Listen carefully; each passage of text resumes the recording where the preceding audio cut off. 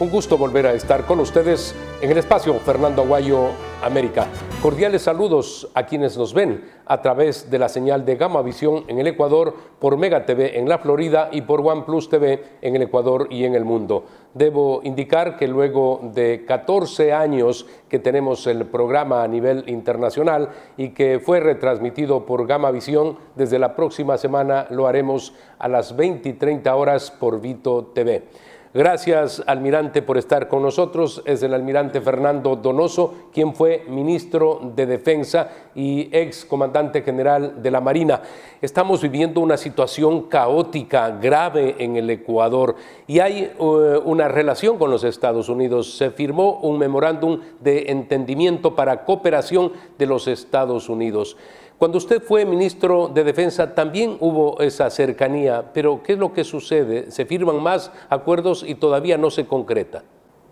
La verdad es que hay cosas que no se pueden entender en este país. Poco antes de que yo me haga cargo del Ministerio de Defensa, el ministro anterior, Jarrín, firmó un acuerdo con el subsecretario de Defensa de los Estados Unidos, en los cuales llegaban a ciertos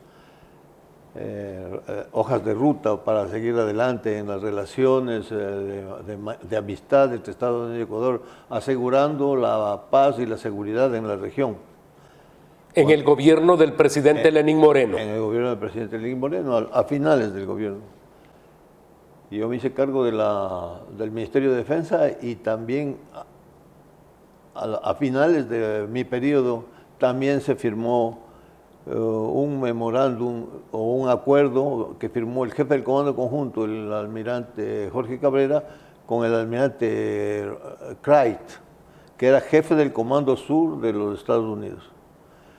Luego vino acá el subsecretario de Defensa de los Estados Unidos y firmó con el actual ministro de Defensa, firmó otro acuerdo de entendimiento, no me acuerdo exactamente el nombre, que tenía relación justamente con este camino a seguir para asegurar la paz y la tranquilidad en la región. Y la obligación que asumía Estados Unidos de apoyar al Ecuador en las diferentes acciones que tiene que tomar para enfrentar la grave amenaza que tenemos. Pero luego se firma hace pocos días un acuerdo en los Estados Unidos. Y hace pocos días en Estados Unidos el subsecretario de Defensa para el área latinoamericana vuelve a firmar Daniel Erickson un memorándum de entendimiento en el que dice que será la hoja de ruta para llevar adelante las acciones necesarias para preservar la paz, pero dice claramente que no significa entrega de recursos. Han dicho que durante 7 años va a estar operativo este acuerdo. Son 3.000 millones de dólares, pero que no va a venir dinero. Me imagino que es importantísimo el que haya la cooperación a través de armamento, modernización del armamento, pero ¿qué otras cosas más? Yo me imagino, porque no tengo la constancia de lo que está sucediendo, que en el Comando Conjunto se estará elaborando un plan de fortalecimiento de Fuerzas Armadas en base a ese ofrecimiento, pensando siempre en la modernización de las Fuerzas Armadas. Ahora no podemos dejar de pensar en lo que es la ciberseguridad, no podemos dejar de pensar en lo que es la inteligencia artificial, no podemos dejar de pensar en lo que son los drones o aviones no tripulados, con los cuales se podría hacer un patrullaje muchísimo más eficiente que lo que se hace ahora. O sea, hay una cantidad de cosas que tendrían que estar pensando. Además, algo que es importantísimo, el desarrollo de la inteligencia estratégica, inteligencia operacional nuestra, está venida menos en los últimos tiempos. Las ideas de ruptura de la soberanía quedan al margen cuando es absolutamente necesario recibir la capacitación, la cooperación de países del primer mundo como los Estados Unidos. Y además, no solo el Ecuador, son otras naciones también las que necesitan de ese apoyo. ¿Es así, almirante? Aquí no puede haber soberanía, aquí no puede haber el concepto tradicional de soberanía, cuando estamos enfrentando a un flagelo que es universal. No es un problema solamente del Ecuador, es una situación que se provoca en otros países, que se agiganta con nuestros vecinos de Ecuador, Colombia y Perú, y que tenemos que enfrentar, y no lo podemos hacer solos, tenemos que hacerlo en combinación o en asociación con otros países.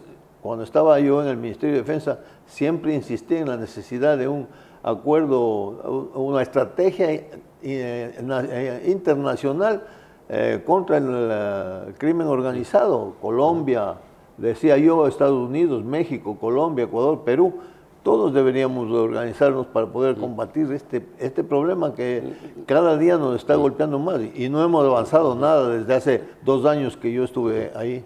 La general Laura Richardson, que es la jefe del Comando Sur, ella es muy activa, estuvo presente, por ejemplo, en estas reuniones que tuvo el presidente de la República en Washington. Ella ha venido al Ecuador también. Se entiende que desde ese comando se trabaja en conjunto con otros países, pero al momento no se ven resultados porque sigue pasando la droga desde Colombia al Ecuador, el armamento desde el Perú para los narcotraficantes. Entonces, ¿qué es lo que está sucediendo? No se ha logrado definir cuál va a ser el trabajo conjunto de los países bajo esta ayuda de los Estados Unidos.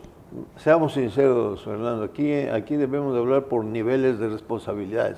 Hay un nivel político, que es desde la Presidencia de la República, que debe tomar las decisiones, cueste lo que cueste, decisiones que son las que van a impulsar en el órgano regular descendente todas las acciones para combatir este grave problema que tenemos.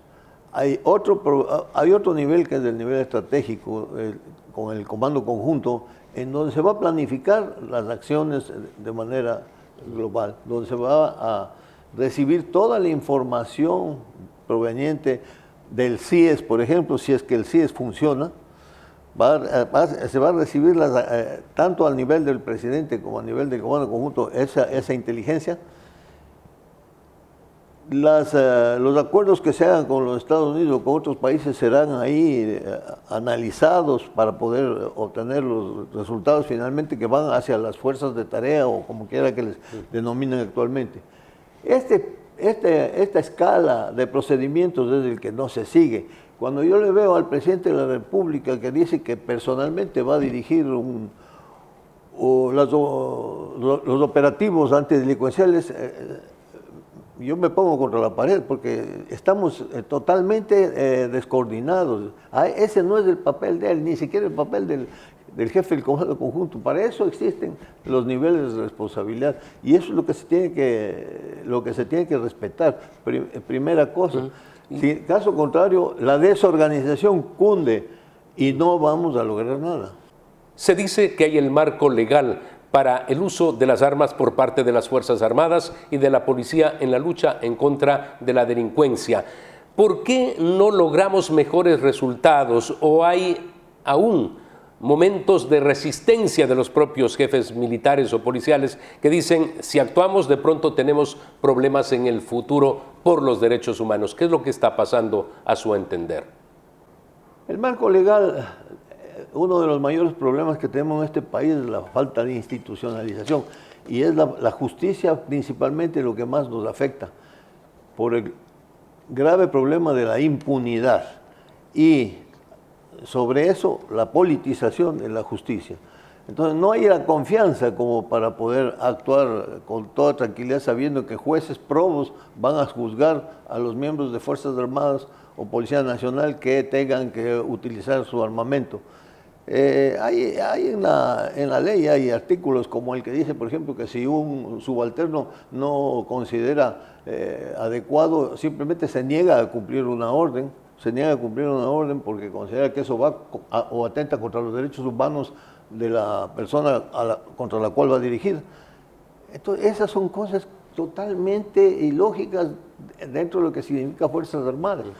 Eso existe en la ley de uso legítimo de la fuerza. Entonces, mucha gente aplaude, pero no se han puesto a analizar con tranquilidad. Y por eso es que las Fuerzas Armadas o la policía no hace uso de esa ley porque hay dudas sobre su efectividad y sobre todo sobre la protección a los miembros, a los uniformados que actúan en defensa de la sociedad utilizando sus armas.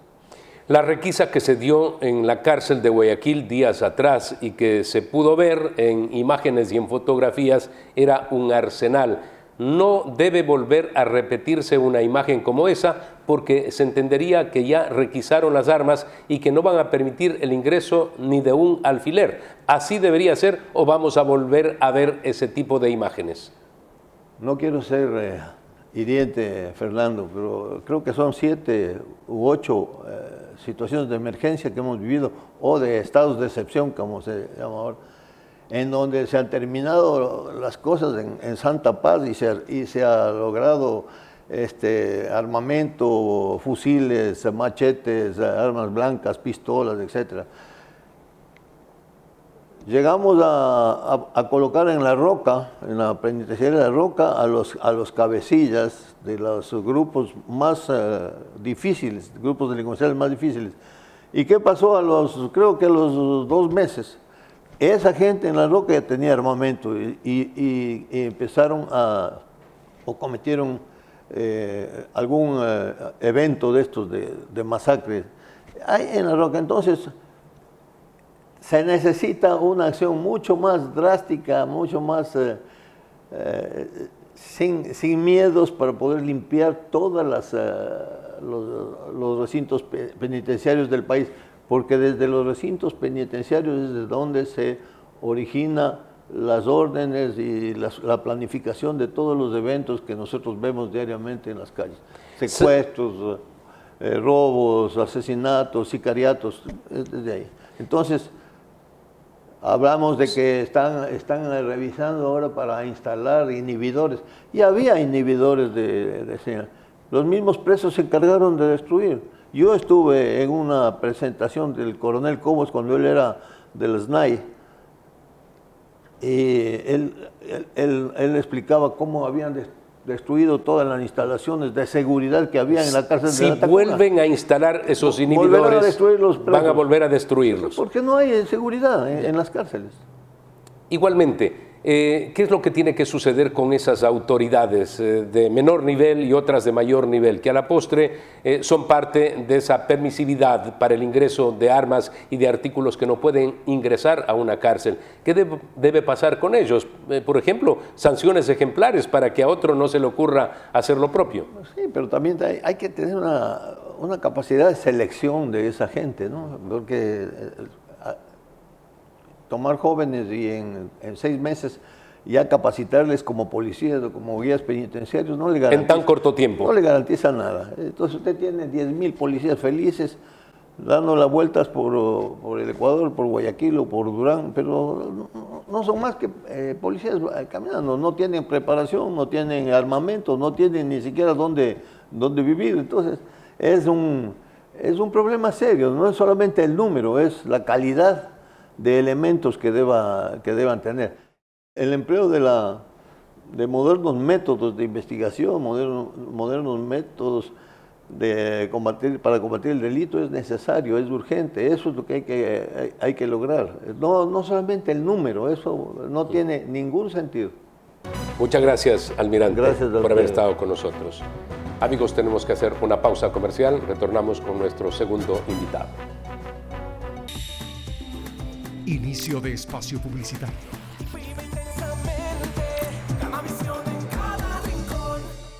En la Clínica de Ojos Dr. José Sacotto Navia contamos con un equipo de profesionales altamente capacitados a la vanguardia tecnológica, brindando una atención personalizada y con calidez.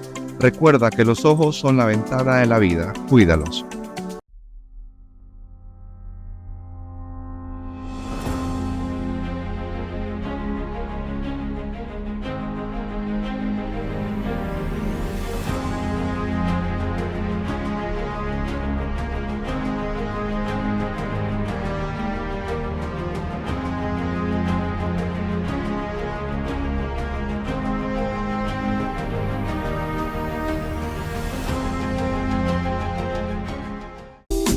Verde Fruit, el camino para acercar los productos de América Latina a los Estados Unidos. Fin de espacio publicitario.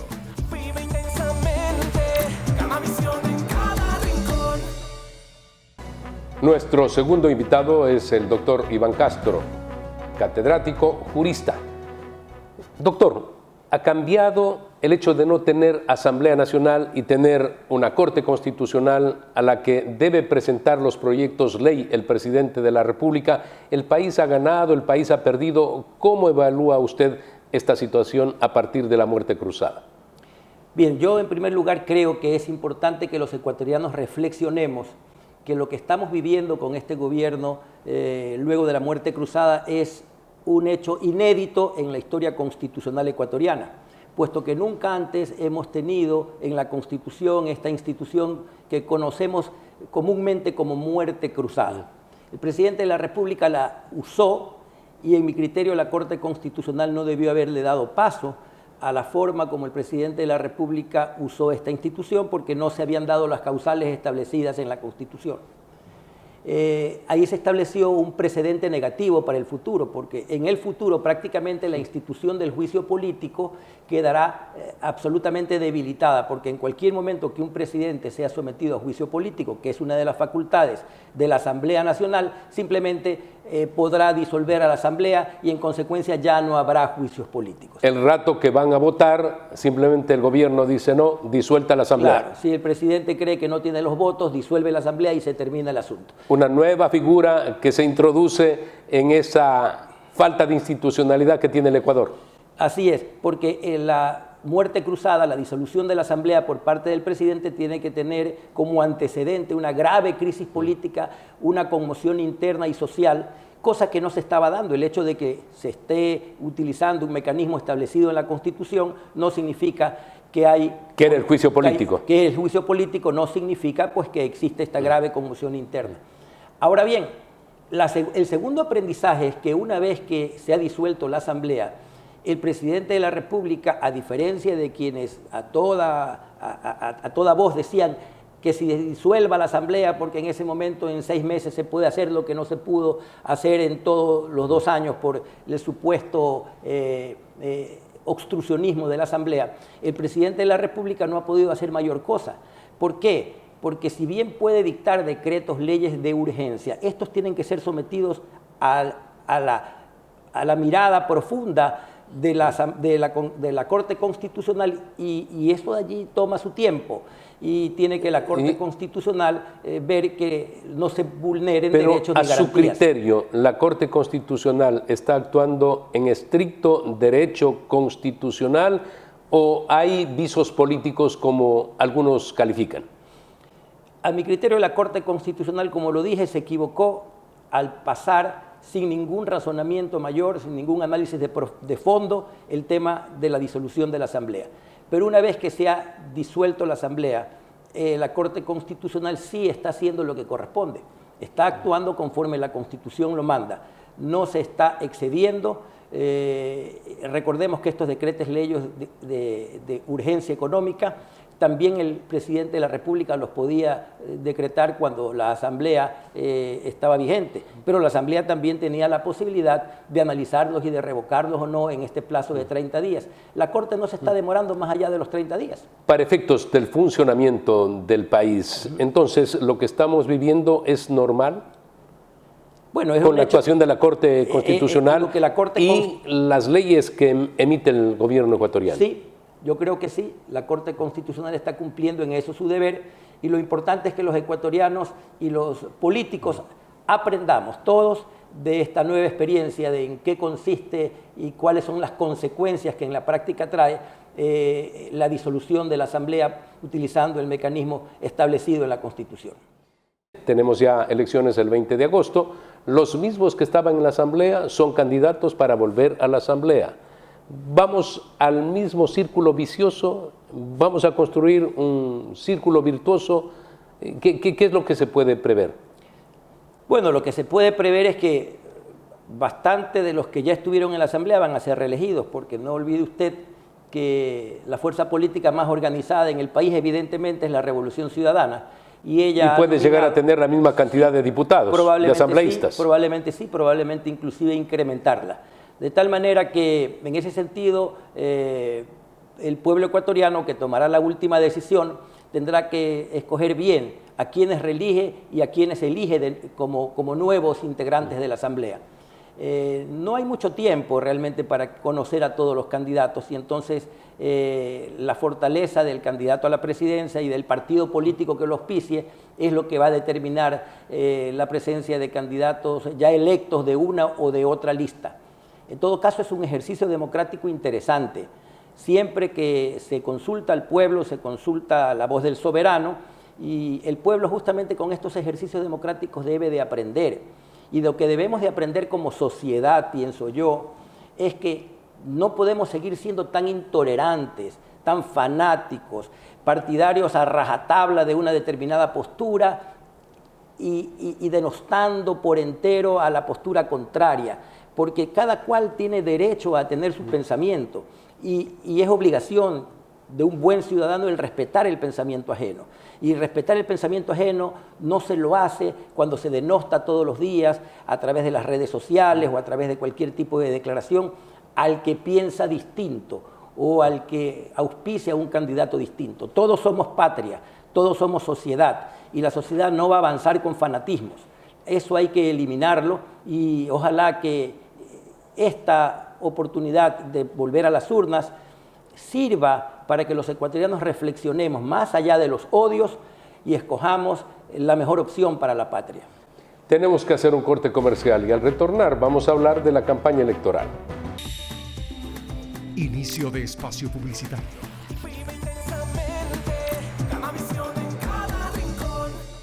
En la Clínica de Ojos Dr. José Sacotonavia contamos con un equipo de profesionales altamente capacitados a la vanguardia tecnológica, brindando una atención personalizada y con calidez. Recuerda que los ojos son la ventana de la vida. Cuídalos.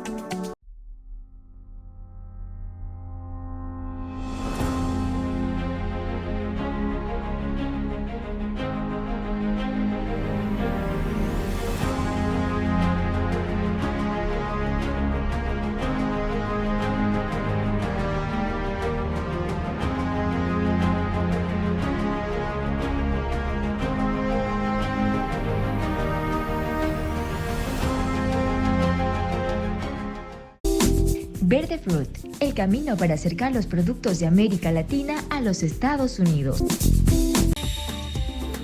Fin de espacio publicitario.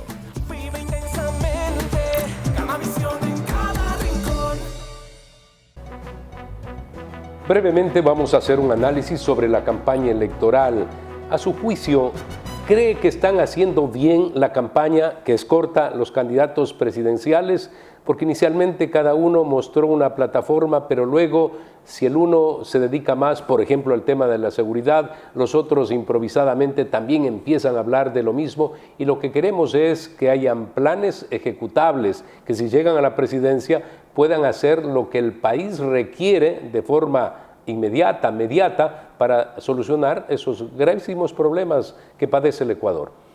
Sí, unos más que otros efectivamente están tratando de llevar a conocimiento del público, de los votantes, unos planes de gobierno, no solamente relativos a un tema, como por ejemplo la seguridad que tanto preocupa a los ecuatorianos, sino también a los demás temas de carácter social, que son concomitantemente unidos al tema de la seguridad, ¿no? Porque la inseguridad en buena parte nace de la falta de educación, de la pobreza, de la necesidad de alguna manera, aun cuando sea delinquiendo, poder subsistir en el Ecuador, ¿no? Entonces la gente es fácil presa de los millones que mueve el narcotráfico y la delincuencia organizada y mire usted lo que está sucediendo en nuestra sociedad.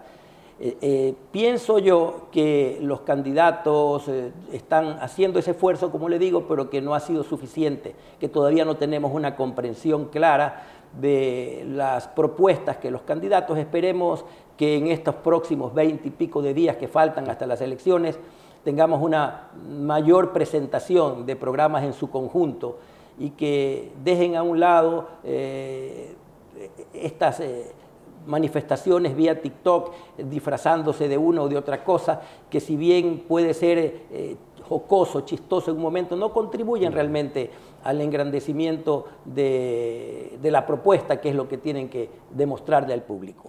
Las encuestadoras ahora actúan como un mecanismo impulsor de una candidatura. Y esto no debe ser así, porque simplemente los fríos números que represente una investigación deben ser expuestos. Unos le dan como triunfador a uno, otros a otro, las ubicaciones son de acuerdo a quien pida la encuesta. ¿No cree que están haciendo daño a la democracia ecuatoriana en lo previo a una elección y que tienen que también recapacitar y reformar la acción profesional que deben tener estas empresas? Definitivamente, porque están siendo utilizadas y conscientemente estas encuestadoras así lo saben, para en una forma equivocada, errada, fraudulenta, influir en la opinión pública. Porque claro, la idea es que, a nadie le gusta perder, ¿no? Entonces uno quiere votar por un candidato que tenga una cierta opción de llegar. Y entonces todos quieren ponerse en el segundo lugar porque no le discuten el primer lugar a la candidata Luisa González, pero todos quieren estar en el segundo lugar. Y recurren a contratar una encuestadora que, por cierto, enriquece mucho su chequera, puesto que cobra mucho dinero, para distorsionar. Yo aquí quisiera ser un poco enfático. Yo no creo que sea esto casual o que esta es la foto del momento. Es una distorsión voluntaria, querida, planificada de lo que la opinión pública realmente está pensando, está sintiendo con respecto a los candidatos. Y lo que nosotros tenemos que hacer es rechazar ese tipo de encuestas y guiarnos por nuestra propia conciencia. Nosotros mismos podemos conversar con nuestros entornos de amigos, de trabajadores que laboran con nosotros, que laboramos con ellos, y podemos saber cómo van las cosas y si es que queremos tener una encuesta más certera, que es la que uno mismo la puede hacer. Siempre en la búsqueda de una salud cívica para los ecuatorianos, una recuperación de las actitudes, de la ética en el país. Con frontalidad decimos, como lo estamos haciendo en estos momentos, es que estos mecanismos que deben ser de apoyo para una campaña se vuelven decidores y no les gusta que les digan. Escuché las reacciones del presidente de una empresa en los días anteriores, incluso en contra de los periodistas, porque él decía que él es el que sabe absolutamente todo y que nadie le puede refutar. Entonces estamos también para poner los puntos sobre las IES, programas de televisión, en el periodismo ecuatoriano. Hagamos lo posible por construir país, no para destruir a una sociedad.